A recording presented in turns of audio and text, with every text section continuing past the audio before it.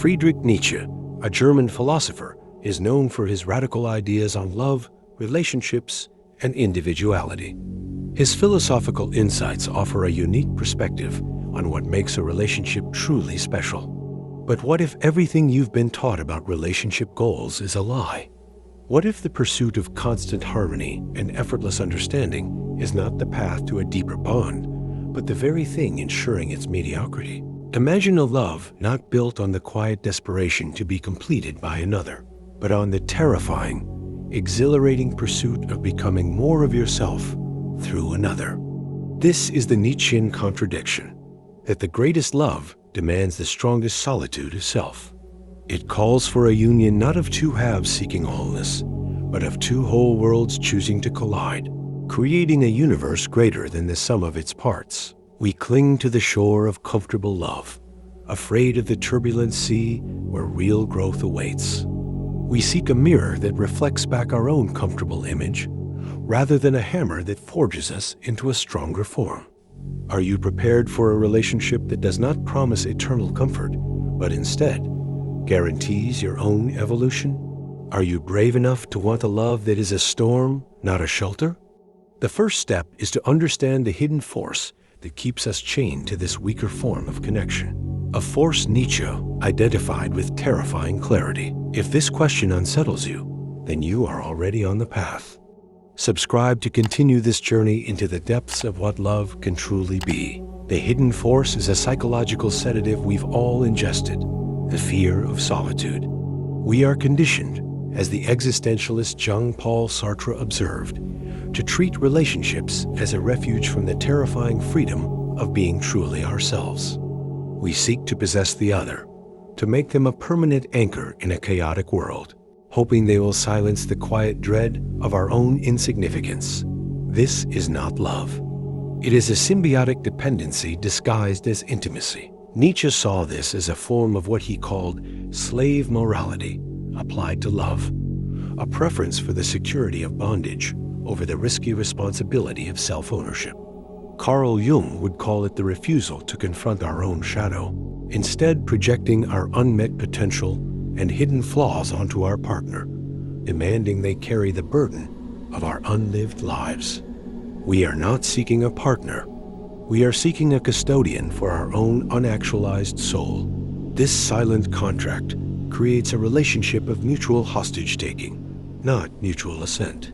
The tension isn't a sign of failure, but a symptom of this unspoken arrangement straining under the weight of its own dishonesty. But what is the true cost of this comfortable lie?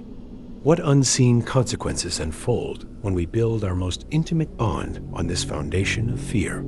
The answer is more insidious than you can imagine. Now that you see the invisible chains, the real work begins. Subscribe to discover how to break them, and hit like if this resonates. The consequence is a slow, spiritual suffocation. This fear-based bond creates what Nietzsche termed the herd. Two people policing each other's boundaries, unconsciously extinguishing any spark of individuality that threatens their fragile equilibrium. Passion is traded for predictability. Creativity is sacrificed for consensus. Neurologically, you become addicted to the dopamine hits of validation, not the profound oxytocin of shared struggle. Your world shrinks, not expands. This is the great paradox.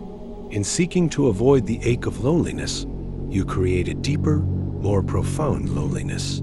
The loneliness of being unknown, even to the person lying beside you.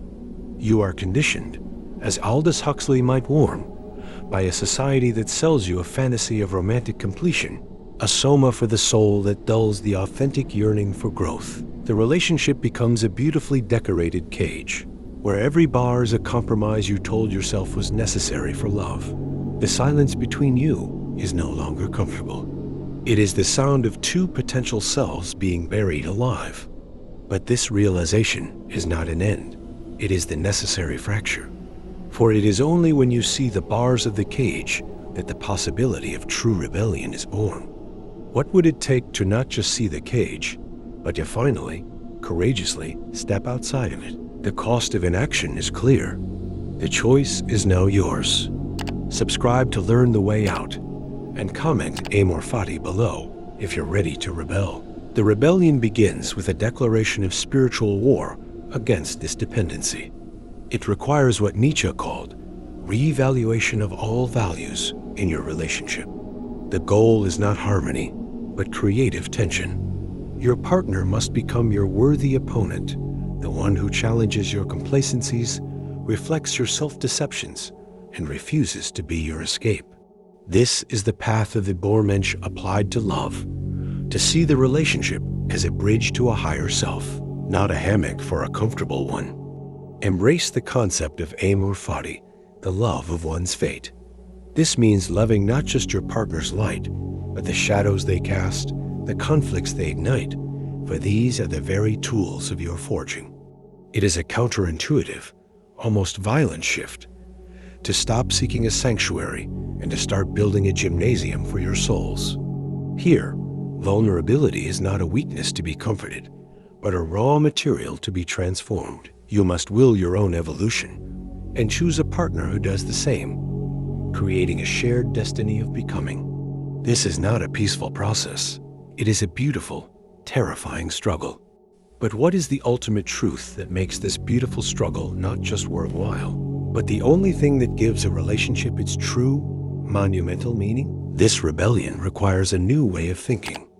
Subscribe for the tools to build your fortress, and like this video if it empowered you. The ultimate truth is this: a Nietzschean relationship is not about two people looking at each other, but two individuals standing side by side, gazing intently at the same horizon. The bond is not the destination. It is the sacred ground from which you both launch your separate, glorious assaults on the impossible. The final, most profound realization is that you are not building a shelter from the storm of existence. You are learning to dance together in the raging tempest. Your love becomes a shared yes to life itself, with all its pain and its ecstasy. It is the will to power manifest as mutual creation, where you become artists of your own souls, using the friction between you to generate not heat, but light. This redefines everything. Conflict becomes a dialectic for growth. Distance becomes the space for genius to breathe, and the relationship itself transforms into a living work of art. You are no longer merely in love. You are building a love that is a testament to human potential. So I leave you with this haunting question. Will your relationship be a monument to comfort or a cathedral to becoming? The answer will define not just your bond, but the very essence of your life. Perfection in relationships may lie in embracing imperfections and fostering growth together. By letting go of unrealistic expectations and focusing on individual growth, we can build a stronger, more authentic connection with our partner. Nietzsche's philosophy offers a refreshing perspective on what makes a relationship truly special, and it's up to us to apply these ideas to our own love lives. If this final truth redefined relationship goals for you, let us build this cathedral together. Subscribe for more and comment below with your biggest takeaway. If you're curious about how Nietzsche's ideas can apply to your own relationships, share your thoughts in the comments below. If you're interested in more philosophical perspectives on love, be sure to check out my next video on the subject.